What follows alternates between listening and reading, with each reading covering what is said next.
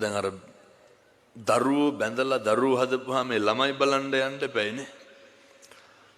ඔය සේරම කරලා අර එන්න කියන දවසට යන්න බැරි වුණොත් එහෙනම් මොකද වෙන්නේ? අපූර්වට කෝල් කරලා කියනවනේ එන්න බැයි නම් ඕනේ නැහැ කියලා. මිනිස්සු දකින්නෙම පෙන්වතුනි අපි කරන වැරදි. අපි කරන වැරදි දකින්නකොට ඔයත් කුලප්පු වෙන්න නරකයි. ඔයත් කලබල වෙන්න නරකයි. පෙන්වතුනි මෙහෙම තිබ්බට දැන් විනාඩි 45ක් ඉවරයි හොඳේ.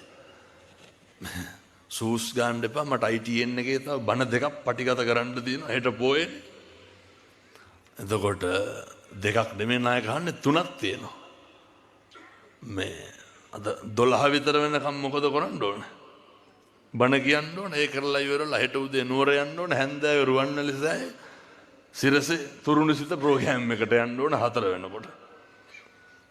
එනිසා මේ මම දේශනා කරේ පැහැදිලි කරේ ඔය ගෙවල් දොරවල් වල ජීවත් වෙනකොට දැන් මෙලාට කියන ඇති අපරාධي උදේ ඉඳන් හිටගෙන හිටියේ මේ ටික අහන්නද කියලා. ඔය මං කිව්වේ ඔය මොක කෙරුවත් වැඩක් නැහැ. අර කන්දකස් හැවෙන්නත් ඕන නිරංජනාගගෙන් පයින්නත් ඕන. දෙකක් බෑ එකයි පුළුවන්.